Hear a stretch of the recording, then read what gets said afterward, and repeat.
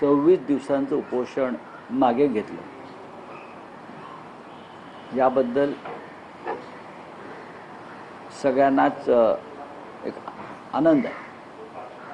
26 दिवस त्यांनी उपोषण केलं। त्यांच्या उपोषणामुळे एक आंदोलन उभं राहिलं। देशातली युवा पिढी रस्त्यावर उतरली, इतर लोक रस्त्यावर उतरले, आजही आहेत ते। पण मध्यरात्री उपोषण सोडण्याची गरज नव्हती। हे सगळ्यांच्या समक्ष जंतर मंतर इथून त्याने हे उपोषण सुरू केलं होतं, तिथे येऊन त्याने उपोषण सोडलं तर देश अधिक आनंदित झाला असता, हे माझं मत आहे। विशेषतः ज्या सरकारविरुद्ध आंदोलन आपण केलं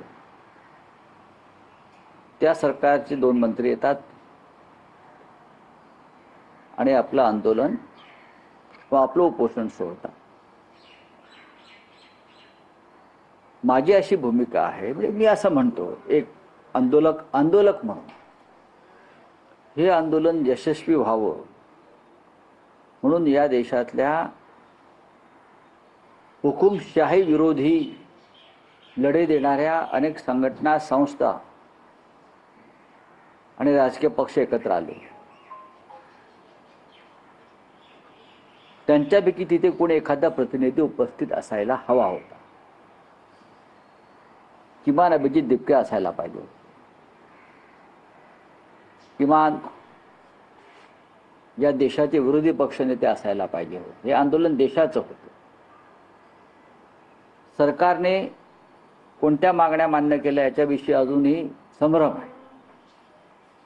जी मूळ मागणी होती ती मूळ मागणी निष्क्रिय आणि भ्रष्ट शिक्षण मंत्री या देशाचे धर्मेंद्र प्रधान यांचा राजीनामा घेतल्याशिवाय आंदोलन संपणार नाही, उपोषण संपणार नाही, ही आमच्या सगळ्यांची जिद्द होती।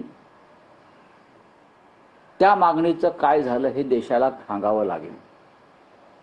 धर्मेंद्र प्रधान यांना का वाचवलं जात आहे आणि धर्मेंद्र प्रधान जर वाचवले जाणार असतील तर सोनम वांगचुक यांचं 26 दिवसाचं उपोषण काय कामाचं? आणि त्याच सोनम वांगचुक यांच्या त्या मागणीसाठी लाखो लोक देशभरात रस्त्यावर उतरले, जंतर मंतरपर्यंत पोहोचले।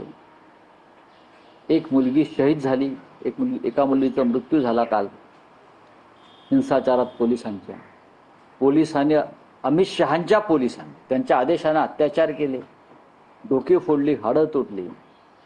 या सगळ्याचा विचार आता सोनम वांगचुक यांना करावा लागेल।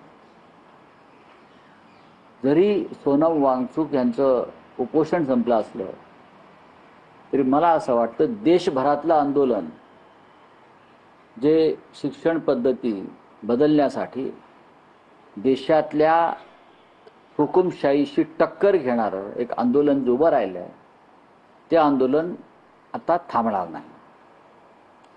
मुंबईमध्येच आज एक महत्त्वाचं आंदोलन आहे।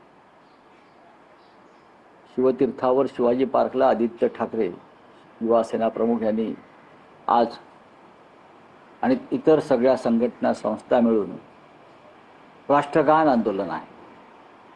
त्यानंतर रविवारी माननीय उद्धव ठाकरे आणि माननीय राज ठाकरे यांनी आयोजित केलेला एक विराट मोर्चा आहे। मुंबईत ठिकठिकाणी, महाराष्ट्रात ठिकठिकाणी आंदोलनं होत आहेत, बिहारला होत आहेत, गुजरातला होत आहेत, देशातल्या प्रत्येक राज्यात होत आहेत।